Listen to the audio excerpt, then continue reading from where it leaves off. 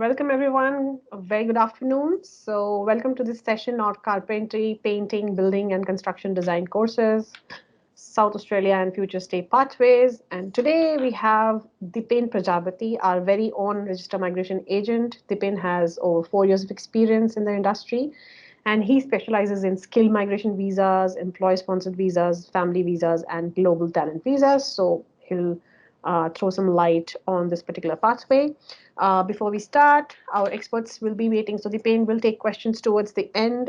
Please don't forget to post your queries and questions on the chat box, and we will definitely answer it after the session, at the end of the session. So we have very exciting and giveaway prizes today for the most interesting questions.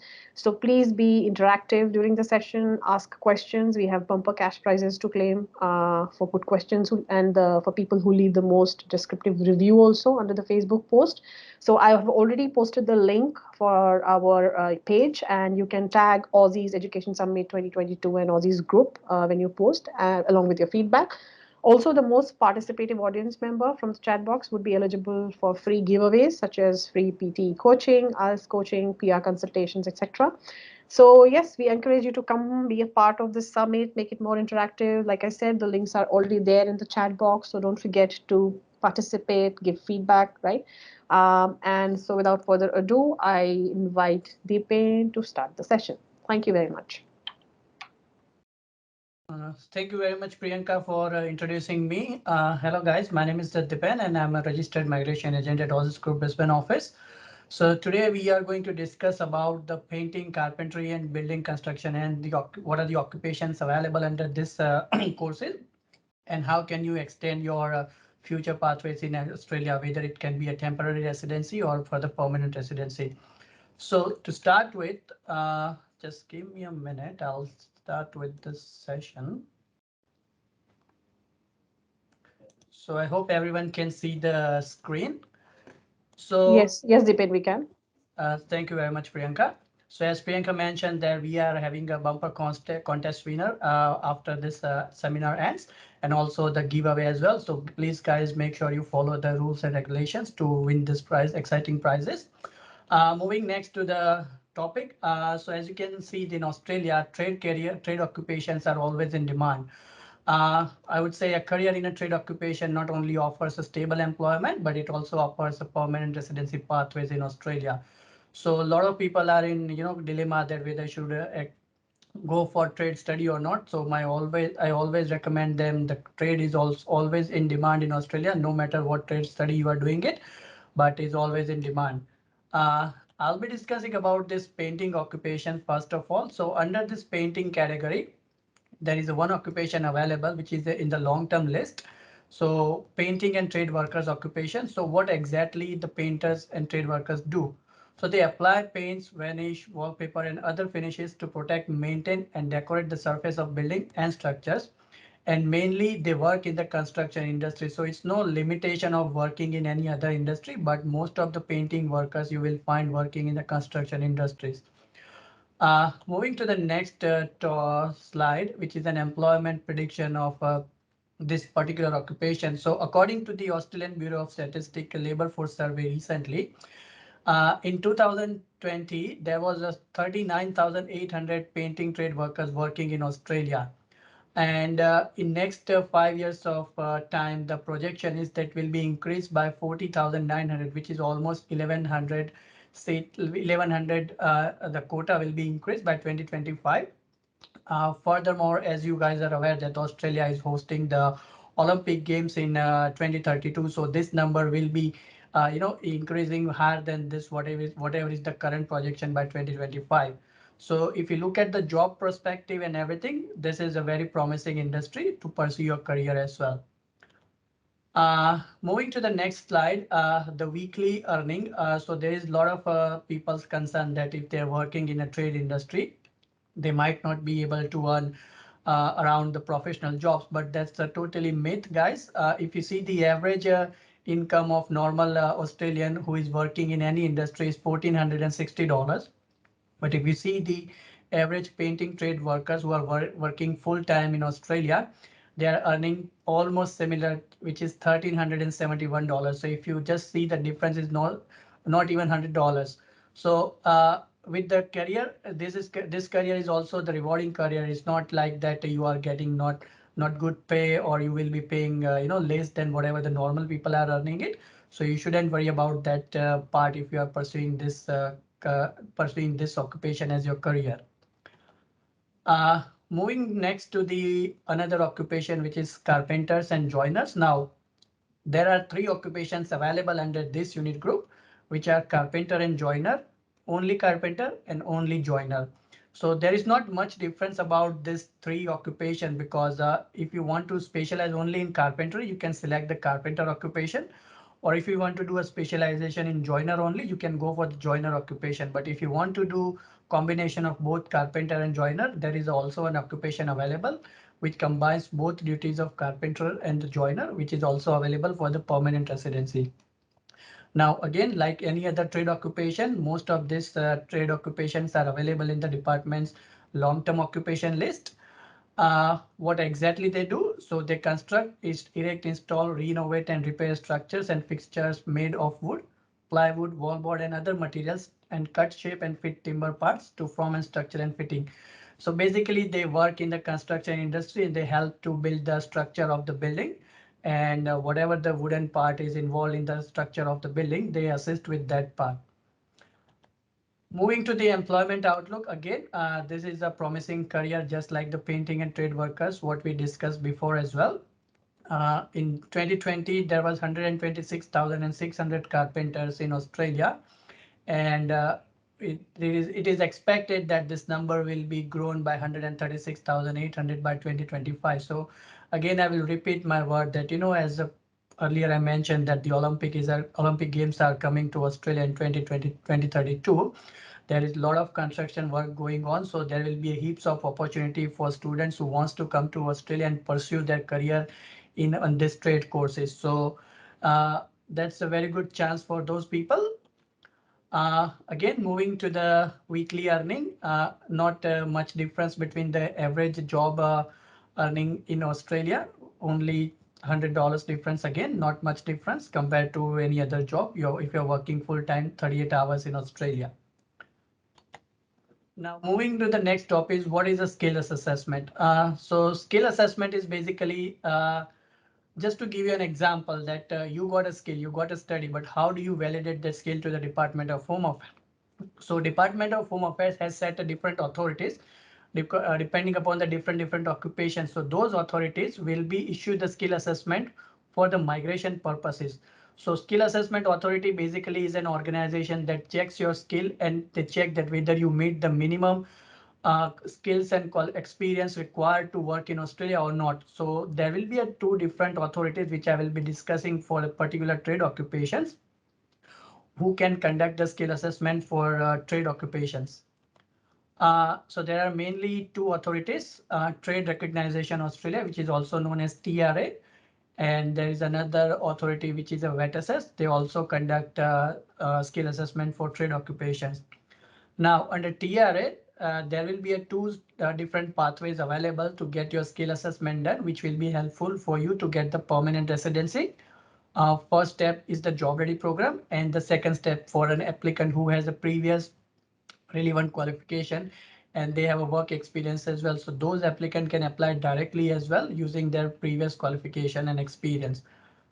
Uh, with the job ready program, now you need to be aware that this program is only available to the applicant who already held a primary student visa of Australia. So someone who came to Australia on any other visa, for example, student dependent visa, they will not be eligible to apply the skill assessment through job ready program. They must apply through any other pathway. But if you are a primary holder of a student visa, you are eligible to apply through the job ready program. Now, job ready program will be having a 4-step, which will include your provisional skill assessment, which is also the requirement to apply for the 485 visa, which I will be discussed later in this slide. The second step will be the job ready employment. Third step will be the job ready workplace assessment, and the final step will be the job ready final assessment. Now, what are the steps is all about? So Basically, in the provisional skill assessment, during your qualification, during your study time, you need to gain minimum 360 hours of paid or vocational placement experience. So for example, it's just like an internship, like in any other course. You need to go for the internship part, and whatever the colleges you are studying in this courses, the colleges generally provide this vocational placement to get some industry experience before you go for the actual workplaces. So this 360 hours experience can be paid, or it can be the vocational placement. Volunteer work experience, unfortunately, is not acceptable by the authorities. So you need to get either paid employment or through the college itself. Once you receive the provisional skill assessment, the next step will be the job ready employment. Now, this is the actual startup point of your total 1 year of job ready program. The total time frame to complete this job ready program is 1 year. Now, there are certain requirements, which is one of them. One of the requirement of this job ready program is you must have to complete total number of 1725 hours in the period of 12 months. So we got a lot of queries saying that, okay, I got 11 months of experience, but I got more than 1725 hours of experience. Will I be able to apply for the full skill assessment? So the simple answer to this question is no, because as per the TRA, which is a skill assessment authority, the guideline is pretty clear that you must have minimum 12 months of experience plus 1725. So that there is no alternative of this. You have to meet both of this requirement. Then only you will be eligible to get the full skill assessment, which you can use it for the permanent residency pathways. Now, once you get your provisional skill assessment, the next step would be applying for the job ready employment. So whoever the employer you have decided to go for the job ready program, or if you are going to do your job ready program for a particular employer, you need to notify the TRA that, okay, this is my employer and I will be doing my further job ready program or further 1 year of experience with this employer. So once you register their employment, your 12 months of time frame start from the date of your employment registration. However, there is a possible, like there is also an option to get 3 months of prior experience assessed. So if you have done any other just before 3 months, let's say you are applying for in month of March and you have started working with the current employer since January onward. So whatever the time frame you have worked with the same employer, you can claim the previous 3 months of experience, and TRA will accept that work experience, and your job ready employment start will be backdated. So whatever the experience you gain, there is a no, like there is nothing you are losing it. You are already working, so you will be get the benefit of that part as well. The next step will be the job ready workplace assessment. Now, this is the most important phase of your assessment program. Once you complete your 863 hours, which is 50% of your total number of hours, within 6 months of time frame, TRA assessor will conduct an interview on your workplace. So basically, they will be asking the question about your daily routine, daily tasks. What are the tasks you are performing in your daily routine? So you need to be able to answer those questions correctly. If you fail to those answers, there will be no further step. You need to apply for this third step again. Until and unless you pass this third step, you cannot apply for the full skill assessment. So this is a very important phase of the application. So make sure, like anyone who is applying, they must have a knowledge about their industry, about their occupation, and what are the job they are doing it. Once you complete the total number of hours in 12 months of period, we can always apply for the final skill assessment. Now, this assessment will be helpful for the full for the migration purpose. Some people, they have a provisional skill assessment, then they want to apply for the migration visa. So that is not acceptable. Once you complete this final assessment, then only you are eligible to get you are eligible to apply for the any visas in Australia. Second pathway, who are the applicant who got the work experience or they got the study, they will be eligible to apply directly without working in Australia. So if you see the chart here, if the comparison here, if you gain the qualification or any award internationally, or if you have gained any qualification without RPL, but in Australia, the employment requirement is only 3 years full time. So for example, you got a qualification, let's say certificate in building and construction or carpentry related certificate, and you got a 3 years of work experience full time within last 10 years of time frame, you are eligible to apply for the full skill assessment directly to the relevant authorities. However, you need to understand that that three out of the 3 years of requirement, you must have minimum 12 months of full-time work experience within last 3 years of time. So total time frame is 10 years for the 3 years, but out of them only 1 year must have been in last 3 months of 3 years of time. So give you an example. Let's say we got a client who got an experience of 2 years in 2010, sorry, 2015 and 16 for 2 years. Now they stop working in the industry. Now, in 2020, they started working again in the same industry and they have completed their 1 year of experience in 2021. So in this case, the client will meet the eligibility requirement to apply for the skill assessment, and they will be eligible to apply for the employment issue, like the employment related criteria, and will be eligible to get the full skill assessment depending upon the meeting the documentations requirement. For someone who does not have a qualification, or if doesn't have any sort of a formal education, what are the options for them? So for them, there is an options available. If you have you can always apply for the RPL certificate to the Australian based institute. They will assess your qualification and they can issue the RPL qualification prior to your prior applying for the skill assessment. But even if you do not have this one, 3 years of full-time or equivalent part-time employment are also acceptable after the qualification is issued. But if you do not have that qualification, you need to get at least 6 years of full-time or equivalent part-time experience, which can be the combination of employment. And the good thing is that it can be before RPL certificate was issued or even after the RPL certificate was issued. So you can combine pre and post qualification experience to meet the skill assessment requirement where we do not have a prior qualification before applying for the skill assessment. Moving next to the Vetassess skill assessment pathway. So Vetassess is the nominated authority by TRA. So they conduct the skill assessment for certain occupations. So you can find the list of what are the occupations are available for Vetassess. They can assess the skill assessment. There will be a two pathways again. Pathway one is for someone who do not have an Australian qualification. So the requirement is pretty same. They must have minimum 3 to 5 years of full-time work experience.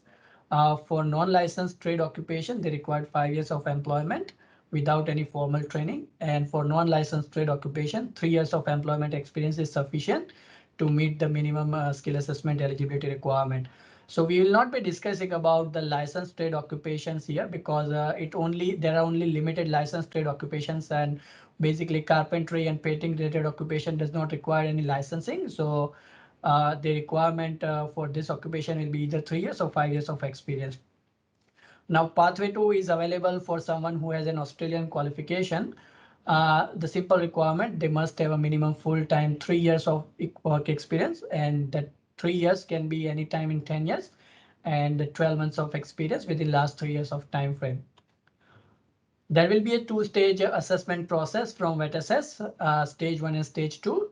Stage one will be an evidence review. So when you apply for the assessment in first step, you need to provide the evidences of your work experience, which include your work reference letter, employment contract, your pay slips, your superannuation documentations. And based on that experience, the assessor will assess your documentation and will confirm whether you meet the minimum required of skill and knowledge to work in your occupation or not. If you assess positively for the first stage assessment, then only you will be applying for the second stage. Will be that will be a technical interview stage. Now, in a technical interview, again, similar to the third step of job ready employment assessment, workplace assessment, in the technical interview, an assessor will ask you a range of questions about your skills and knowledge which required to work in your occupation.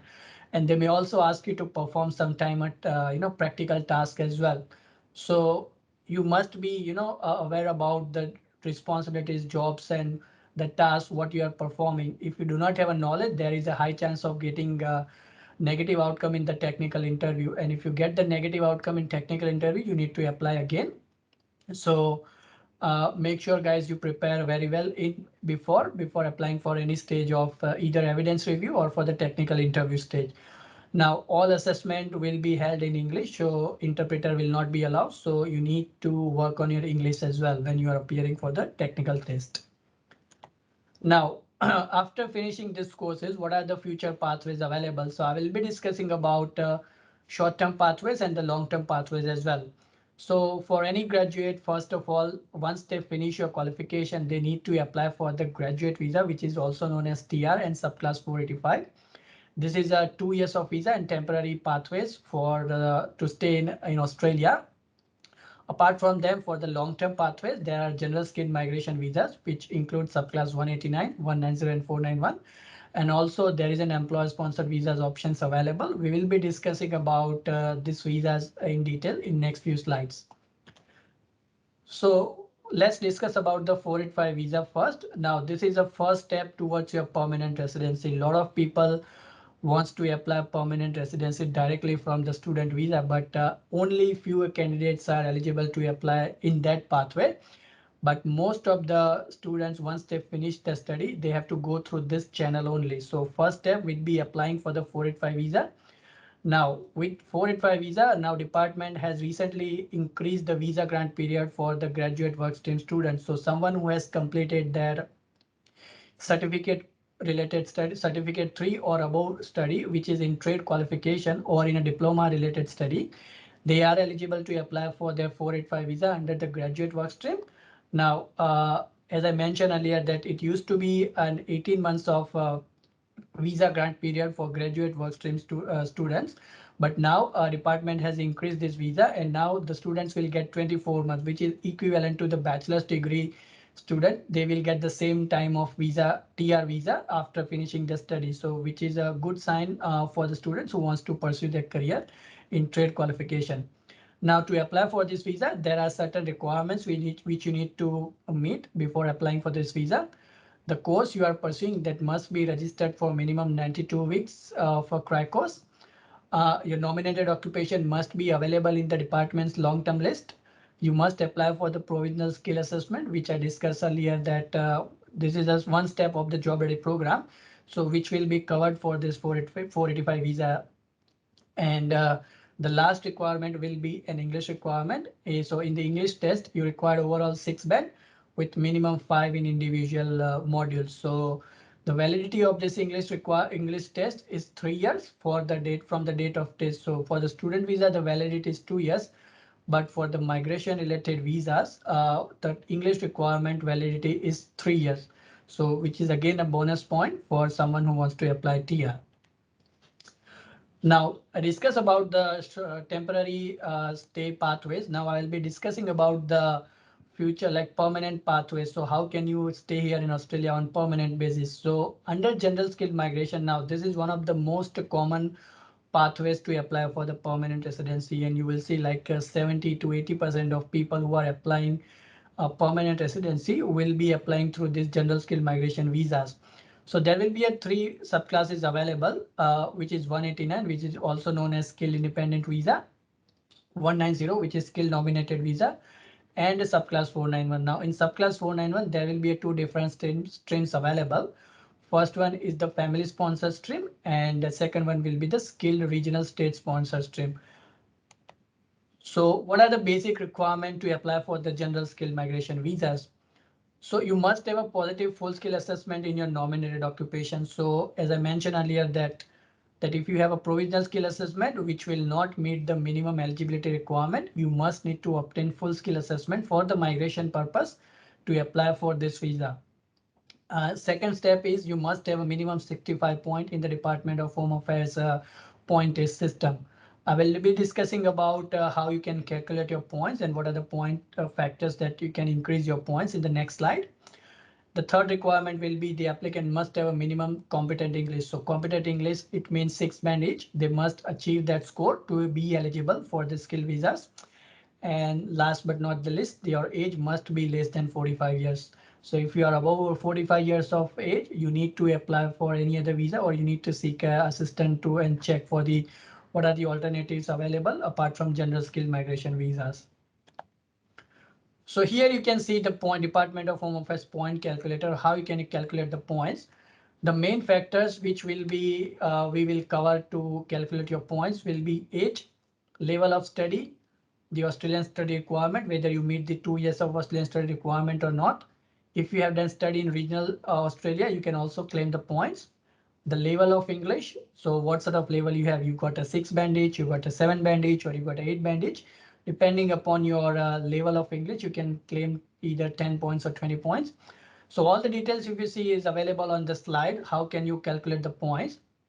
Apart from that, there is another factor, which is a crucial factor, I would say, for a single and married applicant. Department of Home Affairs has recently introduced this 10 points criteria for the single applicant. So there is a bonus, or I would say an advantage for the single applicant who can claim 10 points if they are not married or they are not in any sort of relationship. Apart from that, if you have a work experience overseas or in Australia, depending upon the number of years, you can claim points. And last but not the least, the NATI CCL, which is a translation examination. So if you pass the translation exam, depending upon what is your main language. So if the NATI is available in that exam, in that particular language, you can appear for the test. And once you pass the test, you can claim the points as well. So if you see here, it's the list of all the points. How can you calculate the points? And still, if you have any doubt, you can always go to the Department of Home Affairs website to calculate your own points. But you must have a minimum 65 points on your own to be eligible to apply for the any sort of visas. Now moving to the visa options. So 189 is a skill independent visa. Now this is one of the most common visa subclass where a lot of people are applying nowadays. It is a direct permanent residency pathway, point-based ranking system. So there is no additional criteria.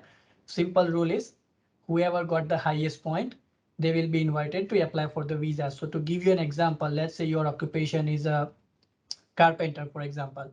And if you got a 70 points on your own and someone else got a 80 points, and there's another applicant who is having a 90 points. So department will start issuing invitation to 90 point first, then we'll go to the 80 points, and then we'll go to the 70 points. So the number will be decreased. So depending upon your point, again, like there is no good number. I would say there is no minimum cutoff for getting invitation, but the recommendation is that if you can get maximum point in your occupation, that will be increase your chances to getting invited from the department to apply for the visa. Now, as I mentioned, that 189 is one of the most competitive way to get PR. So you need to be top of on your game. You have to score maximum whatever you can, because you will be competing with applicants all over the world.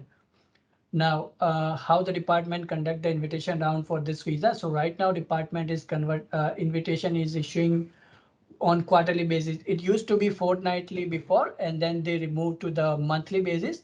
Now, since this COVID situation started, department has changed the invitation pattern, and now they are issuing invitation on quarterly basis. So hopefully we are expecting that we will be seeing the changes in this invitation round pattern maybe in next financial year. But as of now, they are doing the invitation on a quarterly basis. Apart from 189, 190, which is also known as the state nomination visas, which is the most appropriate way at this point of time to get your permanent residency. Now, again, 190 is direct permanent visa, so you don't need to worry about any additional requirement to meet to get your permanent residency. Same point tested visa, you need to collect minimum 65 points. Now, here is the most important thing. When you apply for the state nominated visa, there are an additional requirements which you need to meet before applying for the state. Now in Australia, all the state has their own criteria to be nominated to give the nomination to the applicant. So just to give you an example, if you are applying from the Queensland state, now Queensland state required you to have a minimum 6 months of job if you want to apply for the 190 visa. Similarly, if you want to apply from any other state, they have a different requirement. So depending upon the state where you are applying, you need to see that what are the requirements. And if you meet those requirements, state government will nominate you for this 190 visa. But most of the state has one common requirement that you must have a job in your nominated occupation. Then only state will be inviting you for the particular visa subclasses. So you should be aware that what are the job opportunities available, and depending upon the job opportunities, you can select your state and you can apply for the visa. The next one is the skill regional provisional visa, which is also known as the state nominated visa for subclass 491. So again, here, what are the benefits of this visa I would discuss here. So this is a 5 years of visa. It also provides the Medicare eligibility. Now, before this visa introduced in 2019, Medicare facility was only available to the permanent residency visa subclass 189 or 190 only. But since this introduction, department has also introduced this Medicare facility for subclass 491 visa holders as well. So you don't need to maintain your private health insurance if you are on this 491 visa. Uh, Second thing is that you also receive an additional 15 points for the state nomination if you are applying 491 visa. Also, this visa will lead you toward permanent residency subclass 191. Now, this subclass 191 is not commenced yet. Please note that this will be commenced from November 2022. So most probably we will be see the further detail about this visa subclass in November this year. But to meet the eligibility requirement to apply for subclass 191, which is you must have to live and work full time in a regional area for minimum 3 years to apply for this subclass 191. And the second thing is that you must have earned minimum $53,900 income per year. This is a taxable income again, not the after tax income. So taxable income. So if you earn this three income for next 3 years, you will be eligible to apply for subclass 191. Now, for subclass 491, I would say has an advantage compared to 189 or 190 because for 189 and 190 visa always required high points to getting invited from the state government or from the Department of Home Affairs. But if you see the subclass 491, most of the states are inviting or issuing the invitation to the applicant with a less point. So I always advise to my client that if you are an opportunity, if you have an opportunity to get subclass 491, do not lose that opportunity in a hope of getting 190 or 189. Right now, we are in a state that whatever the options you are getting, you should take that rather than going for particular choice. So this is a very good option. So you can apply 491 visa with even less points as well. Another stream is available under 491 is a family stream. So someone who has a family stream, someone who has a family member in Australia who are permanent resident or a citizen and they are living in the designated regional area, they are eligible to sponsor you if you are completed your study and you got a skill assessment in the occupation which is available in the long term list. Plus you must have a minimum 65 points. Now again, 491 family stream is invitation is conducted by the Department of Home Affairs at the same time like 189. So again, under this visa subclass, competition will be very high. So recommendation is that you should increase your point, whatever the points you can, and increase the chances of getting invitation from 491 family stream. Now let's discuss about the employer sponsored visas. So who got the experience or someone who is not able to secure their permanent residency through general skilled migration pathway. So what are the alternative options available to them? So as you see that there will be a employer sponsored visa subclass 482, 186 and 494 is available. But before you apply for this visa, there are some mandatory requirements which you must meet and then only you are eligible to apply for this visa. So to apply for the employer sponsored visa, as the name suggests, you must have an eligible sponsor who is actively and lawfully operating their business in Australia. So if you do not have an employer, simply you cannot apply for this visa. And from the employer side, they have to comply with all the sponsorship obligation, and the applicant side, they must have to work with the same sponsor for while the period when they are holding a visa. So let's say for an example, you got a sponsorship from ABC Business and this ABC Business sponsor you for this time of 4 years of visa. Now, within that 4 years of time, you cannot change your employer. If you want to change your employer, you need to do the entire process again from the scratch. So whatever the time frame you have spent will be considered only to claim the experience point, but not will lead you toward permanent residency in future. You need to wait for a certain number of years again working with the same employer, then you can apply for the permanent residency. So I'll be discussing about this, what are the employer like the requirement and what are uh, the ways you can apply permanent residency through employer sponsored visa. So in this visa, there are three main categories. 482 visa, which is also known as a temporary skill shortage, TSS visa. 186 visa, which is also known as an employer nomination scheme, and 494 visa, which is skilled employer sponsor regional. Now, if you see from this chart that from the table that the requirement is a little bit different, but I would say it's similar, not that much difference. So for 482 visa, the minimum work experience requirement is only 2 years, while for 186 visa is 3 years, and similar for 494 visa as well. Now, skill assessment is not mandatory for 482 visa if you are applying under a trade occupation, except trade occupation, sorry. But if you have a qualification in Australia in a trade, then again, in that cases, you don't require a skill assessment. So someone, for example, who got a overseas qualification and they got an experience, in that case, they required a skill assessment needs to be done to apply for this visa. But student who has completed the 2 years of study in Australia, and if they got a 2 years of experience while holding their 485 visa, they will be eligible to apply for 482 visa without having a skill assessment. So they are exempted from this requirement. Now, once you work with the employer for minimum 3 years, so that depending upon the employer how long they want to sponsor you, they can sponsor you from minimum 1 year up to maximum 4 years, and you can also repeat this cycle again for another 1 to 4 years depending upon the if your occupation is available in the long-term list. For short-term occupation list, there is a limitation of maximum 2 times you can apply for this visa. But as I mentioned that all these occupation, painting, carpentry, building and construction related occupation are available in the long-term list. So there will be no problem of applying for any of this visa.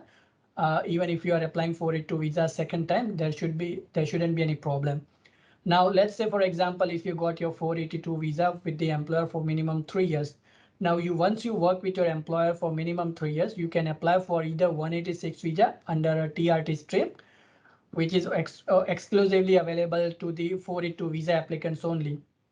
Apart from that, there is another stream under 186 visa, which is a direct entry stream, where applicant must have a minimum 3 years of work experience. Now, this work experience can be anywhere. It can be overseas or it can be Australian for all of these visas. And the experience must be full-time or equivalent part-time. Now, again, in 186 visa, skill assessment is mandatory for direct entry. Doesn't matter if you have gained qualification in Australia or outside of Australia. If you are applying under this visa, you must have a positive valid skill assessment. Again, 186 visa is direct permanent residency, though there is no like another things which you need to consider. You can get your permanent residency directly. Last but not the least, which is a 494 visa, which was introduced recently in 2019, which was replaced by 187 visa. So it used to be 187 visa, RSMS visa. Now it is replaced by 494 visa. Now the requirement, if you see, is pretty similar to 186 visa, that you must have a minimum 3 years of work experience and skill assessment is mandatory. But here the requirement, if you see, there is only certain occupations available to apply for this visa. And for this visa, your employer location must be in a regional area. For 482 visa or 186 visa, your employer location can be anywhere. It can be in a metropolitan area or it can be in a regional area. But if your employer is especially in the regional area, you can always apply for subclass 491, 494, and which can lead you toward permanent residency after working with the same employer for minimum 3 years. So these are the options, main three options available through employer sponsored visas, where which you can get your permanent residency. Either you can get the short term stay, or you can get the long term stay and you can stay here permanently in Australia. So that's all from me, guys. So if you have any question, you can ask me. I'm more than happy to answer your question. Could you tell me which state is best to study civil engineering design course? For me to get the best chances for 190 or 491? And does this course have to be accredited? That's the question. Sorry, can you repeat the question? Okay. The question, can you hear me now, Dipen? Yeah, I can hear you now, Okay. Priyanka. So the question is, could you tell me which state is best to study civil engineering design course? Mhm. Also for me to get the best chances for 190 or 491. And does the course have to be accredited? That's the Okay, question. so again, like this is not the related question to this session, but I would like to answer this question to our attendees that, okay, so see, the state nomination requirements are always keeps changing, but if you see one of the common requirement for all the states, as I mentioned, that job experience requirement. Apart from job experience, if you if you have done studies, so most of the states are, very liberal to their graduates. So for example, if you study New South Wales, you can always apply for subclass 491. If you have studied in Queensland, you have an option to apply for 190 or 491. So all the state as of now are, very good to study. There is no, I would say that this state is good or this state is bad. You need to see the job opportunity, the market where you can have a more opportunities to get a job in your field. And depending upon that, so for example, if you are in Australia, you were aware about the seek.com. So you can go to the seek.com website and you can see what are the career opportunities in which state. And depending upon the opportunities, if you find more, you can go and study in that state. That state will help you to get the career as well as the permanent residency. And coming to the second question, so the course needs to be accredited. So it's not the requirement, but we recommend that if you have done study from accredited courses, which will makes your job easy to apply for the skill assessment, because accredited course doesn't require to provide any CDRs or any of the projects to get the positive skill assessment. And if you get the positive skill assessment through directly without providing this, it will be much easier process to get the permanent residency. Thank you, Dipen. I think it was a very in-depth and clear explanation to the question. So participants, you have any further questions? We have time and we have our expert here. So please feel free to post any questions you might have. Any further questions, please? I have also posted the link. We would love your feedback for the session. So the link is posted. So please don't forget to leave your review. All right, so I guess Dipen, no further questions. I can't see any. So, right, thank you so much for this insightful talk. I'm sure it is very informative and people would really benefit from this. And thank you so much, participants, for attending this session. And like I said earlier, don't forget to leave your review. The link is posted in the chat box, right? Your feedback is very much appreciated. And also don't miss our next info sessions. Sessions are on live and I have already posted the link for the next set of sessions, a lot of other courses and PR pathways. So you can join straight from the links which I've already posted in the chat box. So thanks a lot, I guess. And yeah, everybody have a great day. And thank you, Dipen. Thanks once again for your time today. Thank you very much, Priyanka. Thank you.